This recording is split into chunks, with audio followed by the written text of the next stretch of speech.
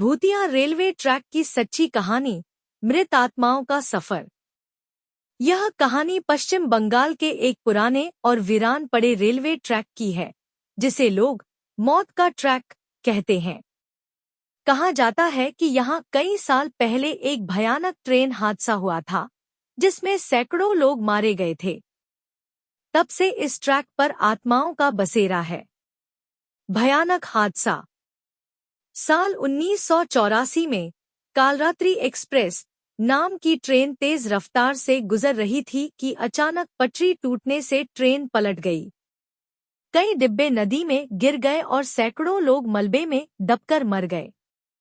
उनकी चीखें आज भी उस जगह की हवा में गूंजती हैं। साहसी दोस्त राहुल, विक्रम और सुमित ने इस कहानी को अफवाह मानकर सच्चाई का पता लगाने की ठानी।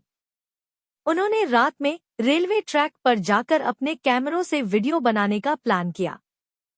गांव वालों ने बहुत मना किया, लेकिन उनकी जिद के आगे किसी की न चली। डरावनी रात। रात के 12 बजे तीनों दोस्त ट्रैक पर पहुंच गए।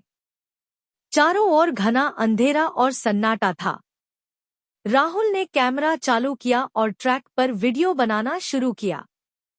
अचानक हवा का तेज झोंका आया और ट्रैक के किनारे लगी घंटी अपने आप बजने लगी। भूतिया ट्रेन का सफर। अचानक उन्हें दूर से ट्रेन की सीटी सुनाई दी। हैरानी की बात थी कि उस ट्रैक पर अब कोई ट्रेन नहीं चलती। धुंध के बीच से एक धुंधली ट्रेन तेजी से उनकी ओर आती दिखाई दी। ट्रेन की खिड़कियों में बैठे यात्रियों के चेहरे खून से सने हुए थे और कुछ के चेहरे बुरी तरह जले हुए थे। मौत की चीखें। राहुल ने वीडियो बनाना जारी रखा, लेकिन तभी ट्रेन उनके पास से गुजरी और तीनों के कानों में भयानक चीखें गूंजने लगी। विक्रम ने चिल्लाकर कहा, "ये क्या है? ये असली है या भ्रम?" तभी ट्रेन अचानक गायब हो गई, लेकिन चीखें अब भी सुनाई दे रही थी। खौफनाक मंजर।